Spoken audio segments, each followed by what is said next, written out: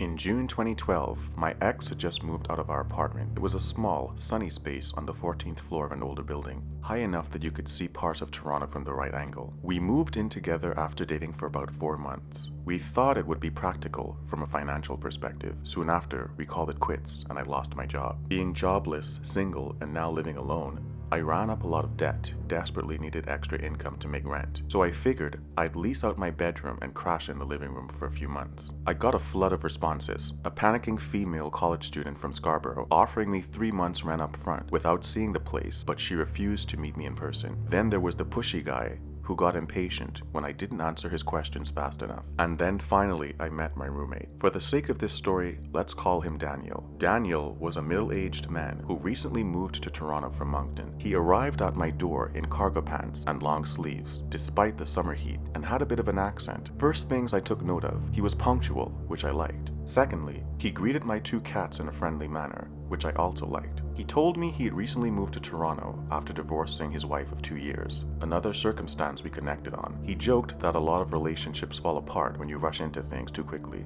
And he was right. He then went on to say the arrangement was perfect for him because it gave him a few months to really get settled in the new city and find an apartment of his own eventually. I was totally okay with that. Daniel moved into my place on June 25th. At first, he struck me as the perfect roommate. He was neat and clean. To keep the cat hair from coming into his room, he rolled up a towel and push-pinned it to the bottom of the door. He would go out occasionally, and when he was home, he stayed in his room without a peep for hours on end. Sometimes, he would come out whenever I imagined I was alone in the apartment, playing music, talking on the phone with my friends, or cooking dinner. He hardly ever had guests over, and was frequently gone for days at a time. After a while, ironically, Daniel seemed boring, either putting his head down or making very small talk while walking through the living room. When he did speak, it was mainly about the women of Toronto. He did have a few female guests over a couple times, but I didn't have much of a dating life, so it didn't bother me. About 4 months into his stay, I was getting his portion of the rent paid in cash until one morning in October. I got home after a long night out to find his room in total chaos. The room was ransacked. His clothes, personal items, and magazines were thrown about everywhere. The closet door hung from one hinge off a busted frame. His army bag had a huge cut along the sides. My belongings were untouched, but I was still trying to figure out what happened. You see, at this point, it had already been almost 3 weeks since I'd seen him. He told me he would be traveling to another province until November, while he went to visit his brother. He paid his portion of the rent well in advance, so there was no concern regarding that. But I stood there horrified, wondering if someone broke into the apartment. In that moment, I panicked and called the cops. They were a bit useless,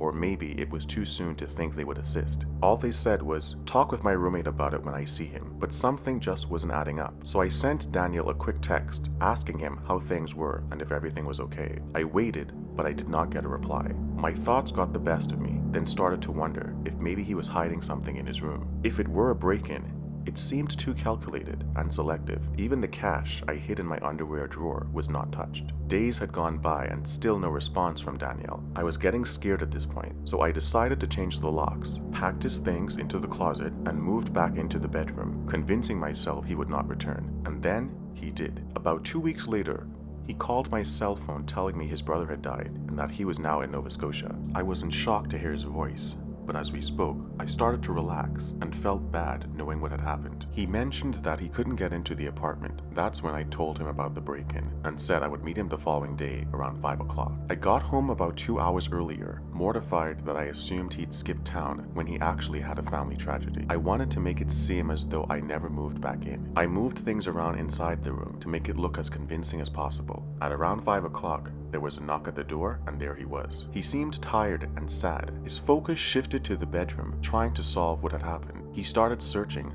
and looked at his belongings. I brought up the fact that he'd once told me one of his lady friends, who had an on-again, off-again boyfriend, who happened to be an ex-con. Daniel started thinking, then responded it didn't make any sense. He said if it were her ex, he would probably make it worth his while. Daniel then suggested we put surveillance cameras inside the apartment. I wasn't sure if there was a need for it, but if there could be another potential break-in, it wouldn't be a bad idea. Things went back to normal for a little while, or so I thought. The following month, Daniel went missing once again, for weeks. He was not responding to my emails, and his phone was not taking calls. Rent day came and went, still nothing. I began getting upset and decided enough was enough. I changed the locks one last time, then broke into my own bedroom. I was angry and decided to pack up his things once and for all. Before I could do anything, I noticed his laptop and a huge folder that was overflowing with documents. I knew it was wrong, but I couldn't help myself to see what was inside the folder. To my total shock, there were scraps of torn up pre-approved credit card offers I'd received in the mail and tossed in the trash. But it didn't stop there. On a sheet of notebook paper, he had scribbled names, addresses, and phone numbers of people that I knew, including my family members. There was also a name and address of a contractor I was working for, copied from a pay stub. There were notes on my credit card information as well. It felt like the room was spinning. I felt like an idiot. Why did I trust this guy?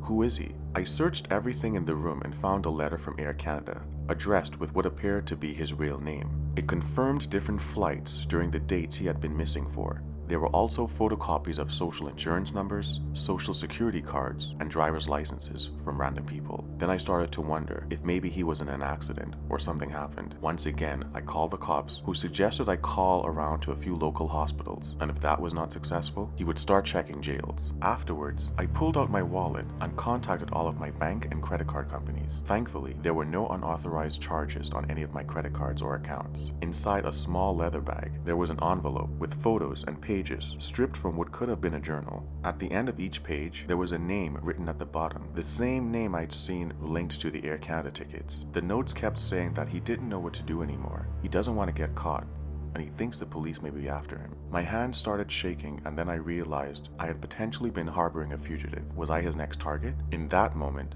I knew I needed answers. I searched the most obvious place, Google. A couple clicks later, there it was, his mugshot on a most wanted website. He was a suspect in a huge jewelry heist in Florida. I started swearing out loud in disbelief. I continued scanning the web for more information. According to the Miami Times, Daniel and 2 accomplices broke into a jewelry store adjoined to a vacant restaurant, burrowed through the wall, disabled the motion detectors, and hid in the bathroom overnight. When the employees arrived the next morning, they held them at gunpoint while forcing them to empty the safe. They got away with approximately $3 million in jewelry. 4 months after the heist, Daniel moved in with me. Before I could even gather my thoughts, all I knew is that he was out there somewhere, and immediately went to the police station. I sat there for over an hour, telling them everything that happened. I even got a hold of the officer who knew about my roommate's disappearance. The police then escorted me back to my apartment, which was now like a crime scene. A few of them wore rubber gloves, took pictures, and got more details as they searched the rooms. I didn't feel safe in my apartment anymore and stayed at my best friend's house. A few short weeks later,